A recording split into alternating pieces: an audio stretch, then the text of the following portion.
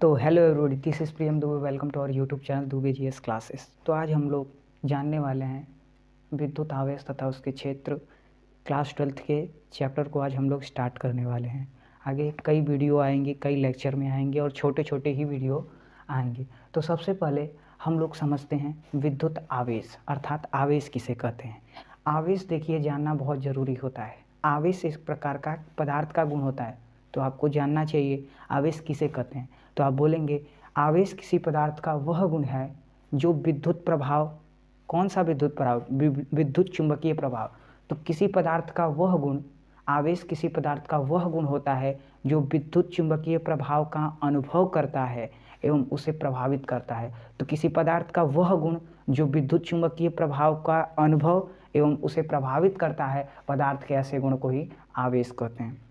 ठीक, अब विद्युत चुंबकीय गुण क्या होता है। ठीक, तो विद्युत चुंबकीय गुण ये होता है कि जब कोई आवेश होता है तो विद्युत चुंबकीय गुण होता क्या है, तो चुंबक जाने। ठीक, और आवेश में होता क्या है, जब हम उसमें विद्युत धारा प्रवाह करते हैं तो एक प्रकार से वो आकर्षित एवं प्रतिकर्षित करने का गुण रखता है। तो आकर्षित एवं प्रतिकर्षित करने के गुण को हम लोग यहाँ पर चुंबकीय प्रभाव से समझेंगे। विद्युत चुंबकीय प्रभाव दूसरा है, इसके बारे में आपको नहीं सोचना है। अगर मैं इसको अभी फिल करवाने लगूंगा तो वीडियो लंबी हो जाएगी। तो बस आप इतना जानिए कि विद्युत आवेश किसे कहते हैं। किसी पदार्थ का आवेश, किसी पदार्थ का वह गुण होता है। आवेश कोई पूछे किसे कहते हैं, तो आवेश किसी पदार्थ का वह गुण होता है जो विद्युत चुंबकीय प्रभाव का अनुभव एवं उसे प्रभावित करता है। आवेश के किसी पदार्थ के ऐसे गुण को ही आवेश कहते हैं। आवेश का मात्रक जो होता है कूलॉम होता है। आवेश का मात्रक कूलॉम होता है। अब हमें आवेश समझ लिए, विद्युत आवेश समझ लिए, लेकिन हमें यहाँ पर स्थिर आवेश, बिंदु आवेश लेना है। मेरे भाई इस चैप्टर में हमें क्या पढ़ना है, बिंदु आवेश। ठीक, बिंदु आवेश। इस पॉइंट पे बहुत ज़्यादा चलिएगा। क्लास 12th के जो मैं बात करूँगा, क्लास 12th में पहला जो चैप्टर है और दूसरा चैप्टर है, इसमें आवेश गति नहीं करेगा, इसीलिए स्थिर वैद्युत, यहाँ पर इलेक्ट्रोस्टैटिक्स कहा जाता है इसे, स्थिर वैद्युत, स्थिर आवेश। ठीक, तो यहाँ पर आवेश कोई गति नहीं करेगा। थर्ड चैप्टर से हमारा आवेश गति करने लगेगा। तो मेरे भाई सबसे पहला ये पॉइंट समझ लीजिएगा, जब कोई आवेश स्थिर होता है तो वो बिंदु की भांति व्यवहार करता है। कि जब ये मैंने बोला क्यू आवेश है, ठीक, अब ये प्लस का है, धनावेश है। ठीक, अब ये बिंदु की जब रहेगा, तो जब कोई आवेश स्थिर होता है तो वो बिंदु की भांति व्यवहार करता है। ऐसे आवेश को ही बिंदु आवेश कहते हैं। अर्थात जब कोई आवेश स्थिर होता है तो वो बिंदु की भांति व्यवहार करता है और ऐसे आवेश को ही बिंदु आवेश कहते हैं। तो बिंदु आवेश क्लियर, इसे स्थिर आवेश भी कहते हैं। ठीक, बिंदु आवेश क्लियर हो गया। ठीक, कि जब कोई आवेश गति नहीं करेगा और बिंदु के समान दिखेगा तो हम उसे क्या बोलेंगे, बिंदु आवेश बोलेंगे। ठीक, बिंदु आवेश पकड़ लिए। अब बिंदु आवेश पकड़ने के बाद आपको बिंदु आवेश आप जान गए ना, बिंदु आवेश। ठीक, इसी चैप्टर में हमारा जो है आवेशन है, इसी चैप्टर में हमारा आवेशन है। ठीक, इसी चैप्टर में हमारा आवेशन है। आवेशन किसे कहते हैं, आवेशन जो होता है इलेक्ट्रॉन का स्थानांतरण होता है। ठीक, तो आवेशन किसे कहेंगे, आवेश में आवेश का गुण, अगर कोई पदार्थ आवेश का गुण धारण कर रहा है तो आवेश, यानी जब किसी पदार्थ से इलेक्ट्रॉन का आदान प्रदान होता है, जब कोई इलेक्ट्रॉन का त्याग करता है, तो अब याद रखो इलेक्ट्रॉन का त्याग करोगे तो सबसे पहले मैं केमिस्ट्री के लॉजिक से इसको जोड़ता हूँ। अगर कोई पदार्थ है तो मैंने बोला आप हो और आपका ये बार है, ये आपका झोटा है। ठीक, तो आप देखेंगे तो सबसे पहले आपका झोटा पकड़ के कोई उखाड़ देगा, झोटा पकड़ के उखाड़ेगा, परंतु आपका दांत नहीं तोड़ सकता है। इसी प्रकार से किसी परमाणु के बाह्यतम कक्षक में उपस्थित इलेक्ट्रॉन होते हैं। ठीक, और अंदर क्या उपस्थित होता है, प्रोटॉन। तो हम किसे निकालते हैं, इलेक्ट्रॉन को निकालते हैं, और किसे डालते हैं, तो इलेक्ट्रॉन को डालते हैं। ठीक, तो किसी पदार्थ में इलेक्ट्रॉन को निकाल देंगे, और याद रखना परमाणु जो होता है उदासीन होता है और कोई भी पदार्थ उदासीन होता है, परंतु जब उसमें से इलेक्ट्रॉन का स्थानांतरण कर देते हैं अर्थात इलेक्ट्रॉन को निकाल देते हैं तो उसमें इलेक्ट्रॉन की कमी हो जाती है, और इलेक्ट्रॉन की कमी से उस पर जो आवेश आ जाता है वो धनावेश आ जाता है, और जब उसमें इलेक्ट्रॉन दे देते हैं तो इलेक्ट्रॉन की अधिकता हो जाती है, जिसके कारण से उस पर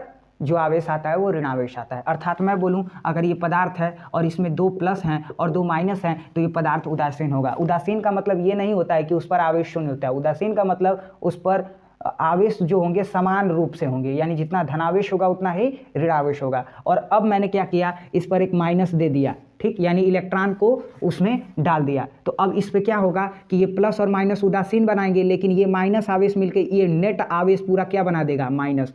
तो ये कौन सा हो जाएगा, ऋण आवेश हो जाएगा, ठीक, ऋणावेश हो जाएगा, ठीक।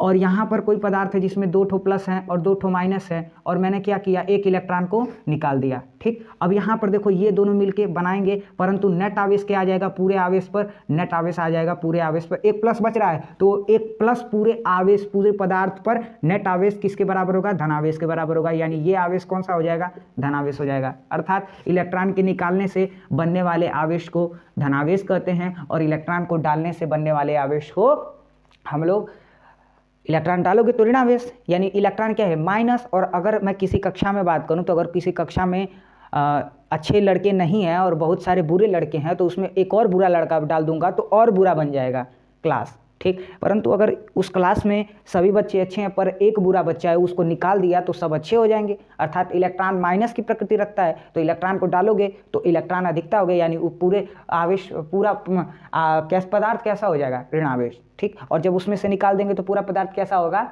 धनावेश। इलेक्ट्रॉन के स्थानांतरण से ऐसा हो रहा है। तो आवेशन में होता क्या है कि किसी पदार्थ में इलेक्ट्रॉन के साझेदारी से, किसी पदार्थ में इलेक्ट्रॉन के स्थानांतरण से जो आवेश आने की प्रक्रिया, यानी किसी पदार्थ पर इलेक्ट्रॉन के स्थानांतरण से आवेश आने की प्रक्रिया को ही आवेशन कहते हैं, ठीक। ऐसे बोलेंगे कि आवेशन किसे कहते हैं, किसी पदार्थ पर इलेक्ट्रॉन के स्थानांतरण से आवेश आने की प्रक्रिया को ही हम लोग आवेशन कहते हैं। अर्थात कोई पदार्थ है, उस पदार्थ पर हम क्या करते हैं, या तो इलेक्ट्रॉन को, यानी या तो इलेक्ट्रॉन को उसमें डालते हैं, अर्थात कोई कार्य करके। अब वो कार्य कैसा होता है, आवेशन देखिए कई प्रकार से होते हैं, बस आपको ये समझा रहा हूँ कि आवेश के गुणों का परिवर्तन या आवेश के गुणों का परिवर्तन ही आवेश कहलाता है, आवेशन कहलाता है। अगर आवेश का गुण परिवर्तित हो रहा है, धनावेश से ऋणावेश हो जा रहा है, ऋणावेश से धनावेश हो जा रहा है, तो ये प्रक्रिया आप याद मत रखिए, आप सीधा सीधा याद रखिए कि इलेक्ट्रॉन, जब पदार्थों में इलेक्ट्रॉन की अधिकता एवं इलेक्ट्रॉन की,